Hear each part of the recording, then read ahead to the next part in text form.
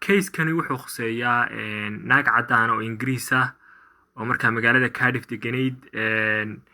Odaygeedu wuxuu ahaa dhulbahante Bahar Same, wuxuu ku dhintay badda. dabcan baddu dadkii ka shaqayn jiray buu ahaa 1929kii.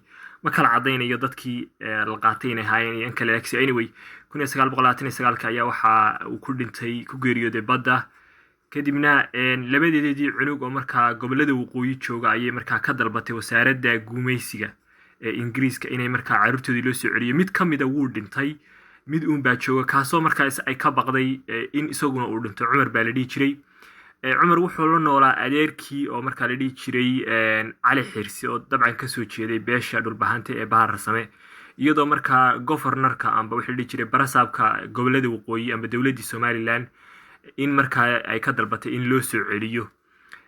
dabcan governorkii jawaab uu soo celiyey, inkastoo aanan weli dhammaystirin. waraaqaha qayb baa waxay yihiin far isku dardara, markaa lama fahmayo runtii farta isku dardarka ah.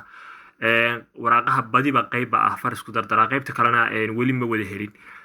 marka adigu anoo soo koobaya waxay governorkii Somaliland waa barasaabkii maxmiyadda amba gumaystihii haystay Somaliland uu soo jawaabay. wuxuu leeyahay ilmaha yar waa mid caafimaad qaba, yani wax dhiba ka muuqan, wuxuuna la noolyahay ehelkiisa iyo qabiilkiisa dabcan, kuwaasoo uu la qabsaday oo markaa uu jecel yahay.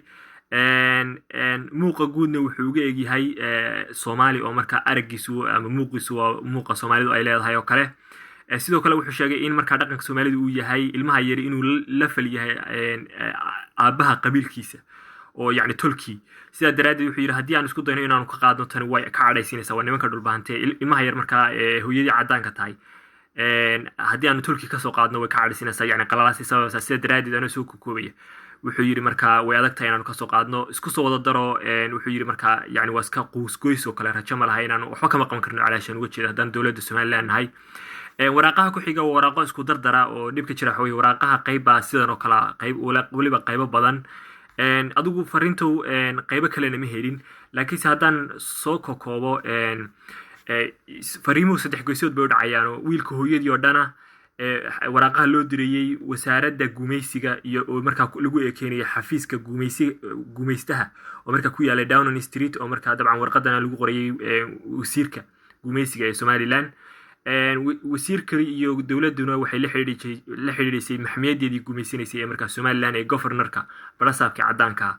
markaa 3 geesood bay waraaquhu u dhacayeen, qaybo kamid ah weli ma helin, qaybana waa qaybahan la akhri karo, qaybana waa qaybahan markaa isku dardarka ay markaa adag tahay in la akhriyo. marka dabcan fariinta ma wada dhamaystirna, adigu case-ku meesha ku dambeeyo wayna eegi doonaa. laakiinse hadda waxay u egtahay markaa in barasaabku leeyahay anagu case-kan waxba kama qaban karno oo wakaale dee qabiilka ayaa cadhoonaya xataa haddaan ilmaha soo celino. dabcan familigu waa family dhulbahantaa oo markaa la dhaho reer Xirsi. inanka yar markaa wuxuu la nooyahay sidaan hore u sheegay adeerkii Cali Xirsi. inanka yar Cumar baa la dhahaa. dabcan magaciisa aabihii way ka jareen, galadu ma isticmaalaan middle name-ka, waxay isticmaalaan magaca awowgii. naagta caddaanka magaceeda Sara Xirsi. Xirsi gaaladu waxay qaadataa naagta caddaanka ninkeeda magaceeda ayay qaadataa, oo markaa magaca aabaheed waa waraaqaha iyo waxa waa laga tirtiraa, magaca odageeda ayaa lagu qoraa ama family name-ka. waana sababta in markaa ay u qaadatay Xirsi name ay iyadu u qaadatay. sidoo kale iyadu miyay soo muslintay taa ma cadda, weli ma cadda. reference numberka iyo case-ka waan ka jaray. waa case-ka labaad ee markaan arko naag caddaan oo nin dhulbahantaa uu qabo. sidoo kale waxaa isna jiray case-kan ka dambeeyay oo markaa 1936 oo markaa aan qabiilka hoose lasii sheegin, laakiin la yidhi waa nin dhulbahantaa Maxamuud Garaada oo isagu kaabil cagsigeed ahaa oo waddanka England buu joogay.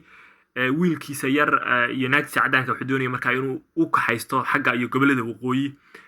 barasaabkii Ingiriiska ayaa go'aamiyey markaa gobolada waqooyi haysta oo yiri markaa ninka yaan la soo deyin oo markaa hala celiyo oo yani ma imaanayo Somaliland.